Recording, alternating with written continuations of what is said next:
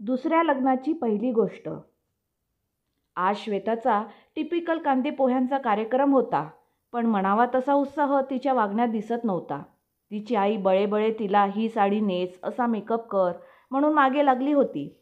श्वेताने मात्र आईकडे साफ दुर्लक्ष करत साधीशी साडी नेसली.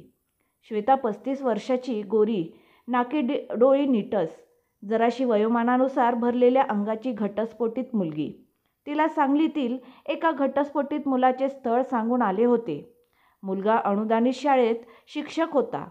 श्वेता पण तशी BA-DEd होती, पण नोकरीला मात्र नव्हती आणि तिला आता नोकरी करण्यात इंटरेस्टही नव्हता. मुलाकडची मंडळी आली. सुशांत शेलार मुलाचं नाव. तोही गोरा गोमटा धिप्पाड शरीरयष्टीचा मुलगा. वय 35च. जुजबी विचारपूस झाली आणि श्वेता बाहेर आली. सुशांतने तिला नजर वर करून नीट पाहिलेही नाही आणि श्वेतानेही त्याला पाहण्याची तसदी घेतली नाही. सुशांतच्या आई बोलल्या, दोघांना काही बोलायचं असेल तर बोलू द्या एकांतात. श्वेताचे वडील, हो का नाही, शेवटी संसार त्यांनाच करायचा आहे. हो नाही करत गच्चीवर पाठवले दोघांनाही. दिवस मावळतीला आला होता. मस्त गार वारा सुटला होता. उन्हाळ्याचे दिवस असल्याने गार वाऱ्याचे झोत मनाला आणि शरीराला सुखावत होते. श्वेता आणि सुशांत मात्र खुर्चीवर अवघडून बसले होते. काय बोलावे ते दोघांनाही सुचत नव्हते. शेवटी श्वेताने बोलायला सुरुवात केली. माझ्याविषयी तुम्हाला सगळे काकांनी सांगितलेच असेल, तरी काही गोष्टी मला क्लिअर कराव्याशा वाटतात. मी स्पष्टच बोलते. मी एक स्वतंत्र विचाराची आणि कोणतीही गोष्ट घेताना प्राईस टॅग न पाहणारी, 2-3 महिन्यातून पार्लरला जाणारी, नि कोणाचाही शिरजोर सहन न करणारी फटकळ मुलगी आहे. आणि हो, व्यसनी माणसाचा मला तिटकारा आहे. जर तुम्हाला कोणतेही व्यसन असेल तर ते आत्ताच सांगा. तिच्या बोलण्यात कडूपणा स्पष्ट जाणवत होता. तिच्या कटू अनुभवातून तो आला असेल कदाचित. ती मान खाली घालूनच बोलत होती. हे ऐकून सुशांत तिला निरखून पाहत उत्तरला, मला एकच व्यसन आहे, ते म्हणजे पुस्तक वाचण्याचे. दुसरे कोणतेच व्यसन मी करत नाही. आणि हो, मलाही वाटतं की प्रत्येक माणसाने स्वतंत्र विचाराचं असावं. आणि प्राईस टॅगचं म्हटलं तर ते मीही पाहत नाही. असं म्हणून तो निघून गेला. श्वेताला वाटले याला आपल्या स्पष्ट बोलण्याचा राग आला. हा आपल्याला नकार देणार हे तिने गृहीत धरले होते. मंडळी निरोप देतो असं म्हणून निघून गेली. श्वेता चव्हाण, हुशार व सुंदर मुलगी, मस्त पंचकोणी कुटुंबात वाढलेली. एक बहीण आणि एक भाऊ. बहीण स्वतःच्या संसारात रमलेली. भाऊ लहान होता. तिचे वडील शासकीय अधिकारी, त्यामुळे कोणतीच गोष्ट कमी पडली नाही कधी तिला. लग्न करताना घरदार, मुलगा सगळं पाहून तिच्या वडिलांनी तिचं लग्न मोठ्या थाटात करून दिलं. पण नवरा पक्का व्यसनी आणि जुगारी निघाला. खोटे बोलण्यात तर त्याची PhD. रोज दारू पिणे व जुगार खेळणे हे त्याचे ठरलेले. जेव्हा श्वेताला हे सगळे कळले तेव्हा अवघ्या 4 महिन्यात तिने त्याला घटस्फोट देण्याचा निर्णय घेतला. या 4 महिन्यात त्याने श्वेताला 1 रुपयाही दिला नाही. उलट श्वेताच्या आईवडिलांनी श्वेताला पैसे हवे नको ते पाहिले. त्याला बायको नको होती, तर श्वेताच्या रूपात त्याचा संसार चालवणारी व त्याच्या गरजा पूर्ण करणारी एक मशीन हवी होती. श्वेताने कोर्टात केस घातली. कोर्टाच्या वर्षभर पायऱ्या झिजवून त्याच्याकडून नुकसान भरपाई मिळवली. अर्थात यात तिला तिच्या आईवडिलांनी साथ दिली.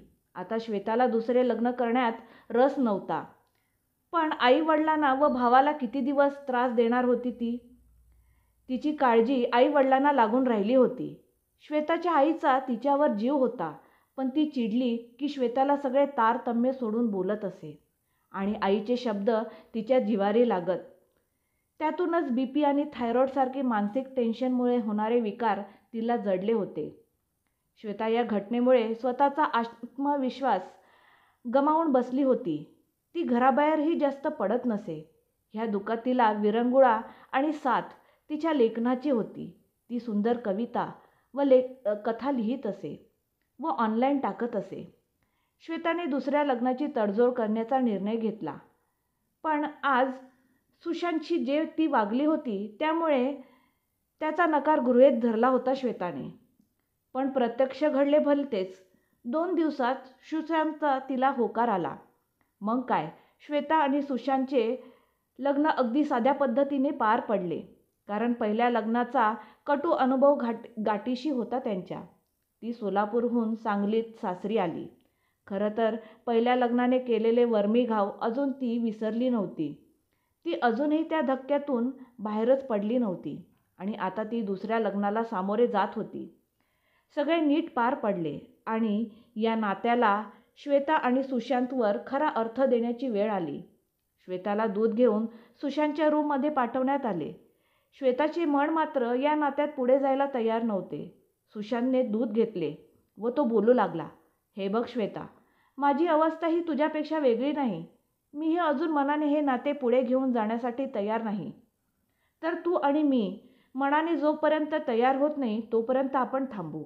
तो असं बोलला व खाली चटई अंथरून झोपला, श्वेताच्या उत्तराची वाट न पाहताच. कदाचित त्याने तिच्या मनाची होणारी तगबग हेरली होती व तोही अजून त्याच्या पहिल्या नात्यातून मिळालेले चटके विसरला नव्हता. श्वेताने मात्र सुटकेचा निश्वास सोडला. ती महिन्याभरातच सुशांतच्या घरात रुळली. तिची व सुशांतच्या आईची चांगलीच गट्टी जमली. सुशांतच्या बाबाशीही तिचे चांगलेच जमत होते. पण सुशांत आणि तिच्यामधला संकोच मात्र कमी होत नव्हता. दोघेही जेवढ्याच तेवढे बोलत असत. सुशांतही तिच्याशी फटकून वागत असे, पण ती त्याची कामे अबोलपणे करू लागली होती. जसे त्याचे कपडे काढून ठेवणे, रुमाल, टॉवेल, त्याचा डब्बा हातात देणे, सगळं, पण अबोलपणेच. एक दिवस सुशांत शाळेतून घरी आला. फ्रेश होऊन चहा घेतला व श्वेताला शोधू लागला. ती बेडरूममध्ये कपडे आवरत होती. तो येऊन बोलू लागला, "श्वेता, हे घे 5,000. तुला महिन्याला मी खर्चासाठी देत जाईन. आईला घेऊन जाऊन तुला काय हवं ते घेऊन ये आणि हो, पार्लरमध्येही जा." असं म्हणून त्यांनी पैसे तिच्या हातात ठेवले. ती मात्र सुशांतकडे पाहतच राहिली. ते पाहून सुशांत म्हणाला, "असं का पाहत आहेस माझ्याकडे? तूच तर लग्ना अगोदर म्हणाली होतीस ना की मला पैसे लागतात आणि अजून लागले तर माग." तो अगदी सहजपणे म्हणाला. श्वेता मात्र डोळ्यात पाणी आणून बोलू लागली, "आय एम सॉरी." ती अपराधीपणे म्हणाली. सुशांत, "कशासाठी सॉरी?" तो आश्चर्याने तिला पाहत म्हणाला. "श्वेता, मी तुम्हाला त्या दिवशी तसं बोलायला नको होतं. खरं तर मला आलेल्या कटू अनुभवाचा तो परिपाक होता. जेव्हा माझं पहिलं लग्न झालं तेव्हा प्रत्येक मुलीप्रमाणे मीही खूप सारी स्वप्न उराशी बागडून सासरी गेले. पण तिथे माझ्या सगळ्या स्वप्नांचा चुराडा झाला. तो व्यसनी, त्याने मला 4 महिन्यात रुपयाही दिला नाही, ना माझ्या कोणत्या गरजा पूर्ण केल्या. आईनेच मला सगळे पुरवले. त्या दिवसात पण मला आईकडे पैसे मागण्यासाठी लाज वाटायची. पण पर्याय नव्हता माझ्याकडे. त्याला बायको नाही तर माझ्या रूपात पैसे कमावणारी मशीन हवी होती. म्हणून तो मला नोकरी कर म्हणून मागे लागला. कारण त्याला त्याच्या व्यसनामध्ये माझा व्यत्यय नको होता. म्हणूनच अवघ्या 4 महिन्यात मी त्याला घटस्फोट देण्याचा निर्णय घेतला. हे पैसे घ्या, मला नको आहेत." ती खाली मान घालून म्हणाली. सुशांत, "खरं तर तुझ्या स्पष्ट वक्तेपणा भावला मला. म्हणूनच मी लग्नाला होकार दिला. राहू देत ते पैसे तुझ्याकडेच. अपेक्षाभंगाचे दुःख मीही अनुभवले आहेत. मीही त्या दुःखातून गेलो आहे. मंजिरीला मी पाहायला गेलो आणि तिच्या सौंदर्यावर भाळलो. पण लग्न झाले आणि तिचा स्वभाव खटकू लागला. तिला नवरा नाही तर एक असा पुरुष हवा होता, तो तिच्या सगळ्या गरजा भागवेल. प्रेम, आपुलकी, जिव्हाळा ह्या भावना तर तिच्या गिनतीतही नव्हत्या. तिला कोणाचीही जबाबदारी नको होती. मी खूप प्रयत्न केला तिला समजून घेण्याचा, पण नाही जमलं. तिने पुढे जाऊन आईबाबांपासून वेगळं राहूया असा हट्ट धरला. मी एकटाच मुलगा, वनिता माझी बहीण तिच्या संसारात रमलेली. मग आईबाबांना कोण पाहणार? मग लग्नानंतर 1 वर्षातच घेतला घटस्फोटाचा निर्णय.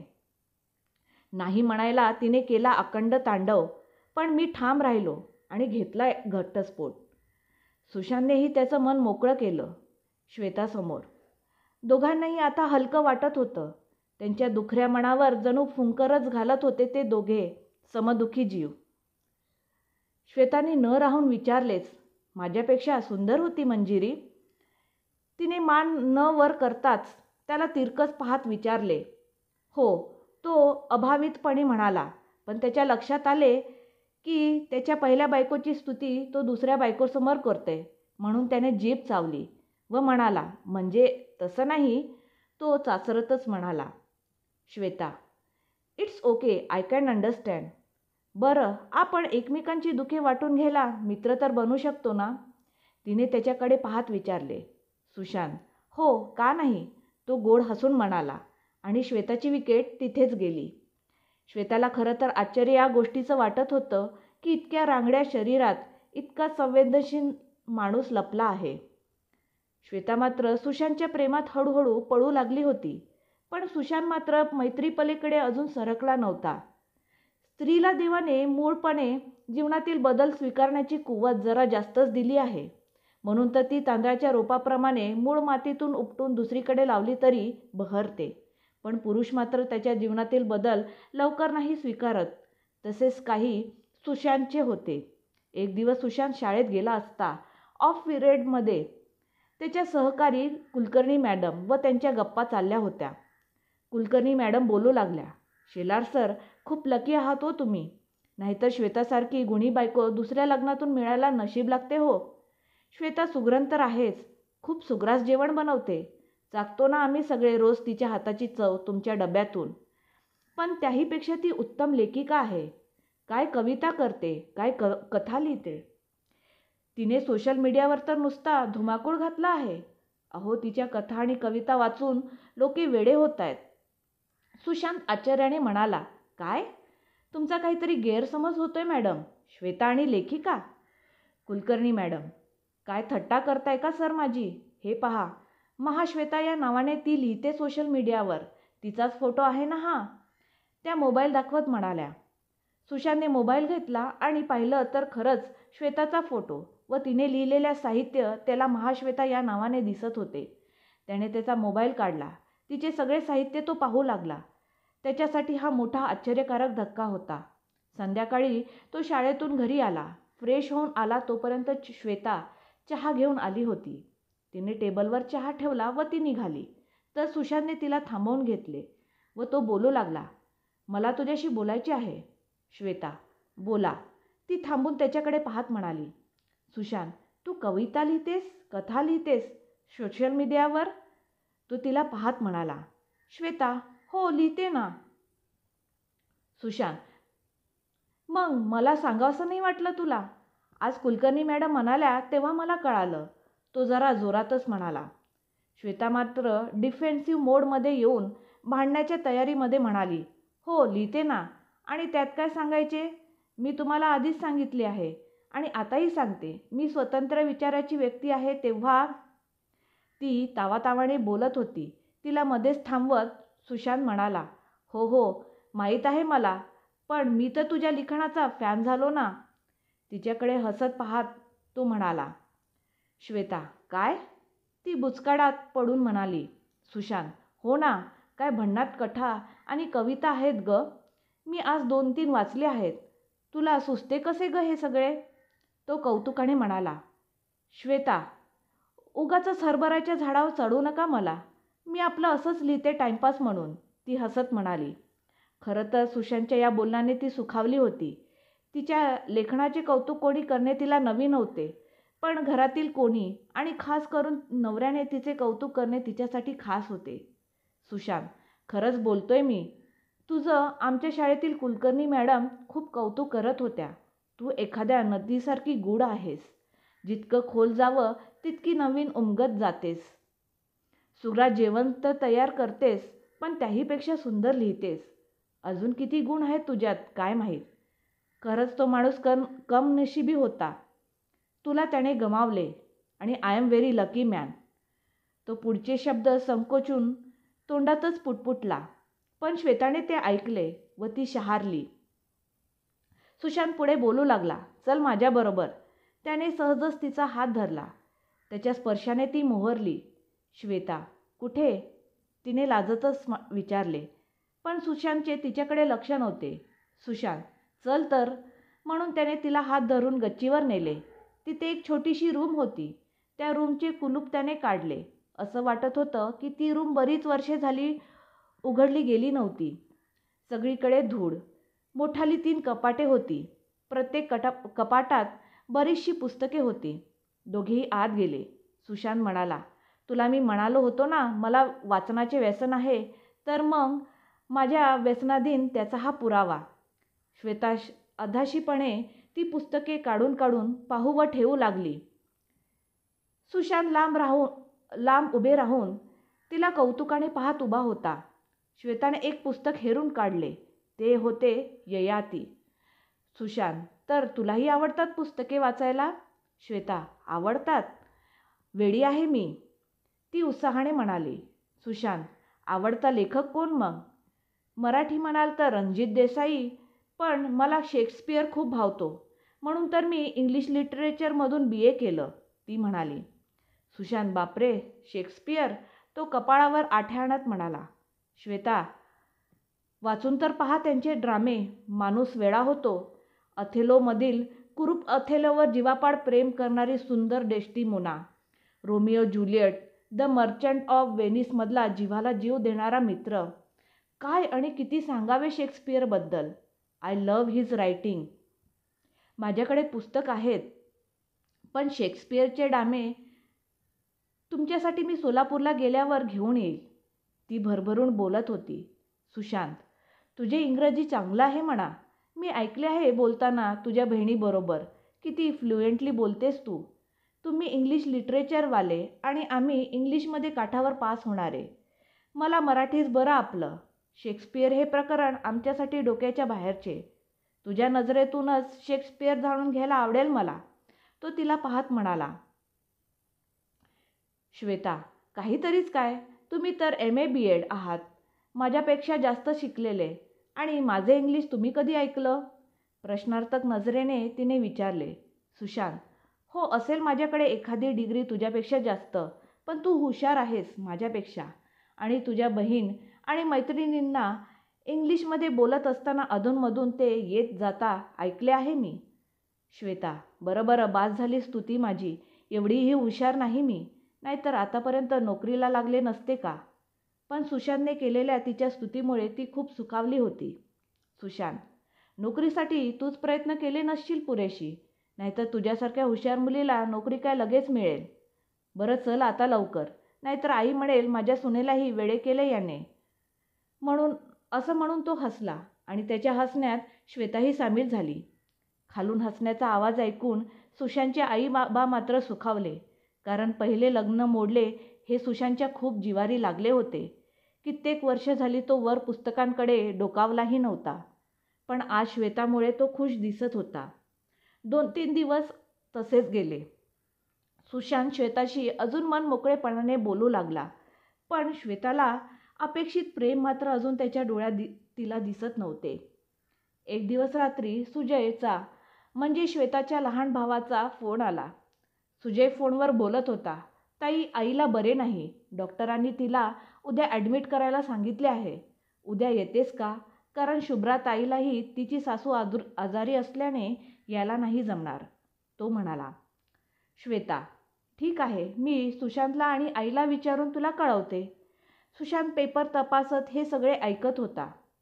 सुशांत, वेळी आहेस का तू? विचारून सांगते काय? सरळ सांगायचे ना येते म्हणून. सुजय अजून लहान आहे आणि शुभ्राला नाही जमणार तर तुलाच जावे लागणार ना. तुझ्याही आईच आहेत त्या. मग मी उद्या तुला ट्रॅव्हल्सला बसवून देतो.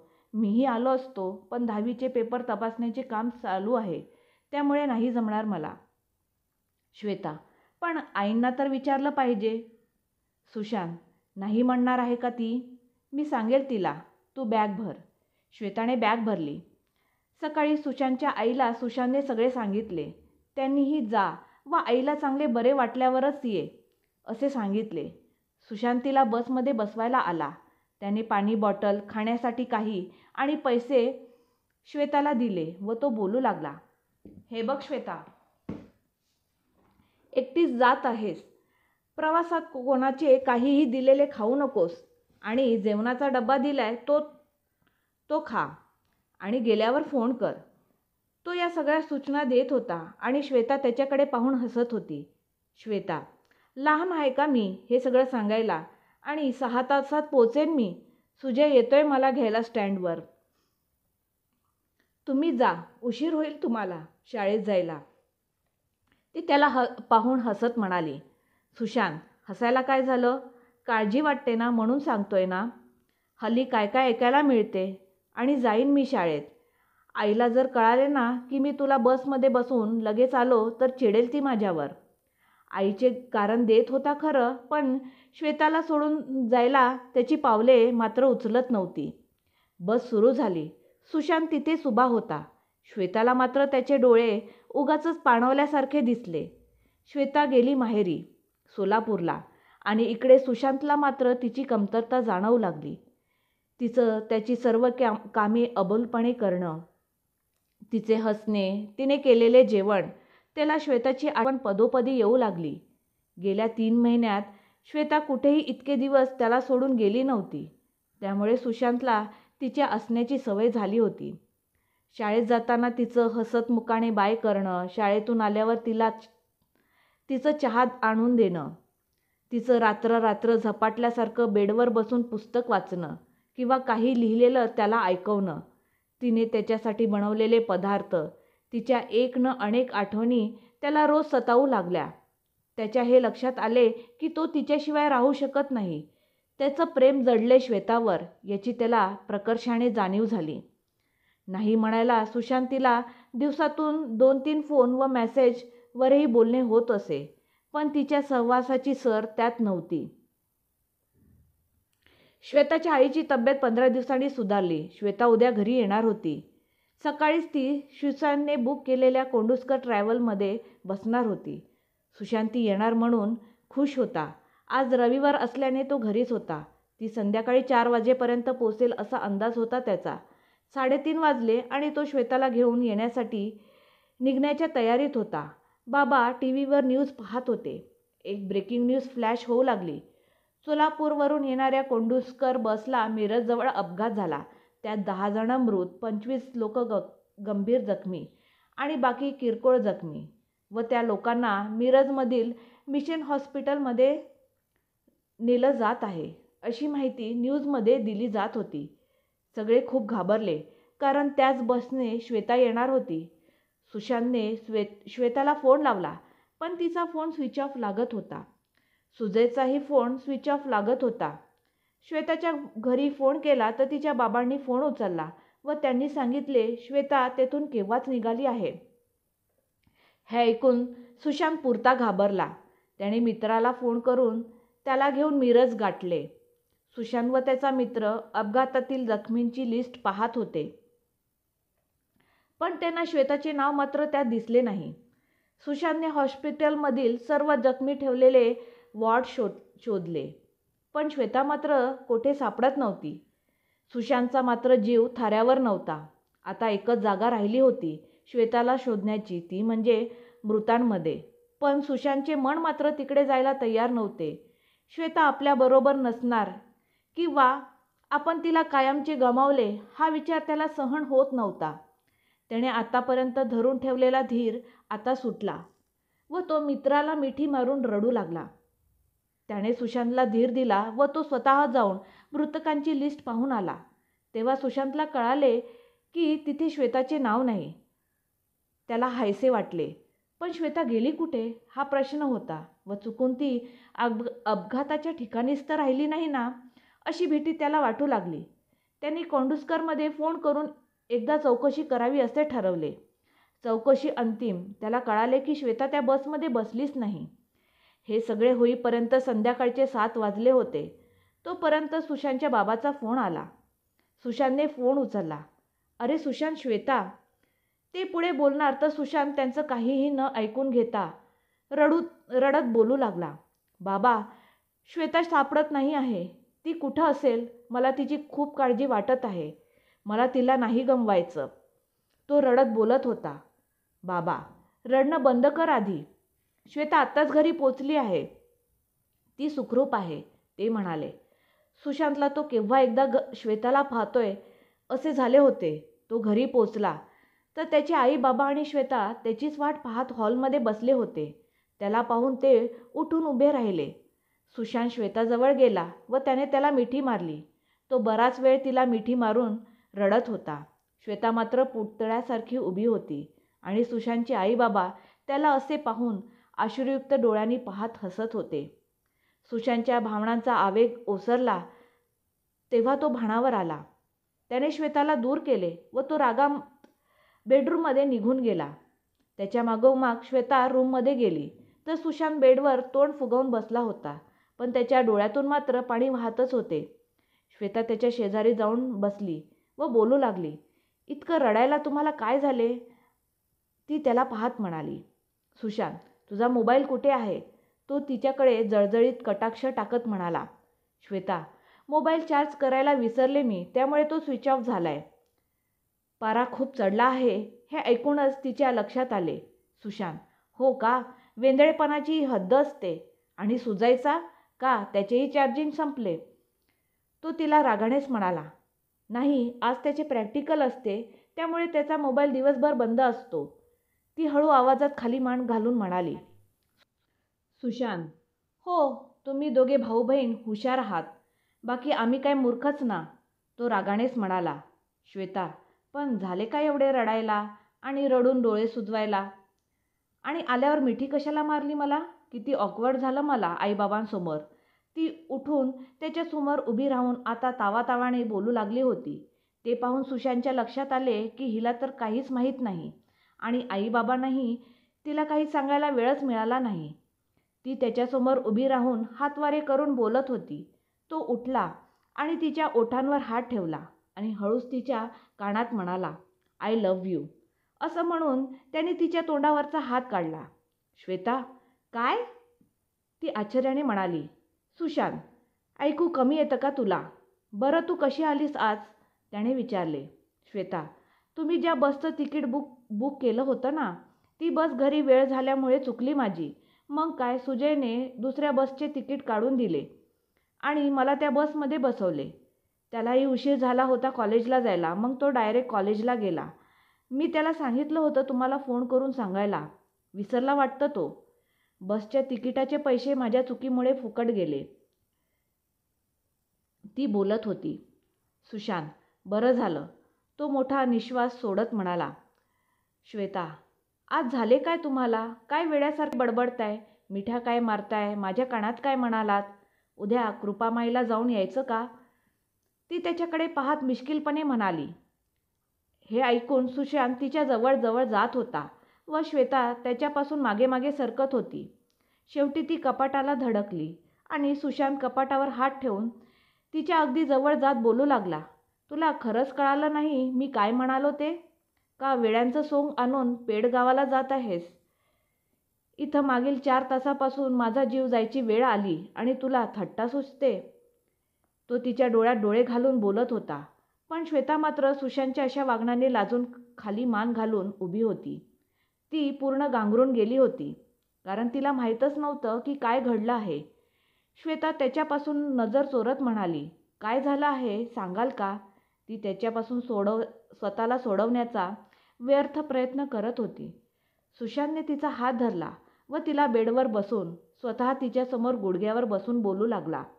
आज तुझ्या बसने येणार होती ती बस तुझी सुदैवाने चुकली ना. त्या बसचा मिरजजवळ खूप मोठा अपघात झाला आणि मला वाटले की तू त्या बसमध्ये होतीस, म्हणून मी तुला शोधायला मिरज गाठले, कारण अपघातग्रस्त लोकांना तिथे आणले होते. या 4 तासात मी काय अनुभवले हे तुला शब्दात नाही सांगता येणार. असे म्हणून तो तिच्या मांडीवर डोके ठेवून रडू लागला. श्वेता, असं झालं तर? बरं असते मी त्या बसमध्ये तरी काय एवढा फरक पडला असता? शेवटी ज्याला जेव्हा मरायचंय तेव्हा तो मरणारच आहे. ती त्याच्या केसातून हात फिरवत म्हणाली. सुशांत, थोबाड फोडीन तुझे परत असं काय म्हणालीस तर. श्वेता, अरे वा, मी बरी फोडू देईन माझं थोबाड. आणि मगाशी काय म्हणालात कानात? ती उभी राहून म्हणाली. सुशांत, का ऐकू नाही आलं का?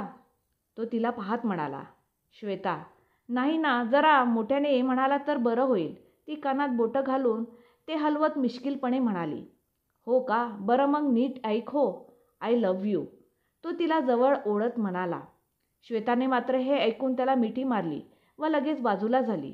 त्याचे डोळे तिने आपल्या ओढणीने पुसले आणि त्याच्या कपाळाचे चुंबन घेतले आणि ती रूममधून निघून गेली. किचनमध्ये सुशांतच्या आई जेवण बनवत होत्या. त्या तिला आराम कर, थकून आलीस असं म्हणत असतानाही श्वेताने त्यांना मदत केली. जेवायच्या वेळेस सुशांतचे सगळे लक्ष श्वेताकडेच होते. सुशांत रूममध्ये निघून गेला तरी श्वेता मात्र सगळं आवरून रूममध्ये गेली. तिला रूममध्ये येताना पाहून सुशांतने ती आत आली की दार लावून घेतले व तिला मागून मिठी मारली. तो तिला म्हणाला, माझे उत्तर न देताच निघून गेलीस? श्वेता, मला वाटले ते तर तुम्हाला मी मगाशीच दिले आहे. ती स्वतःला सोडून घेत म्हणाली. सुशांत, ते तुझ्या तोंडून ऐकायचे आहे मला. श्वेता, ठीक आहे. आय लव्ह यू सुशांत, असं म्हणून ती त्याच्या कुशीत शिरली. आणि येथेच दुसऱ्या लग्नाची पहिली गोष्ट सुफल संपूर्ण झाली. मला वाटते एकदा संसार मोडल्यानंतर दुसऱ्यांदा तो तडजोड म्हणून जरी थाटला तरी सहवासाने प्रेम फुलतेच. प्रत्येकाला दुसरा चान्स हा मिळायलाच हवा ना जगण्याचा. कथा ऐकल्याबद्दल धन्यवाद.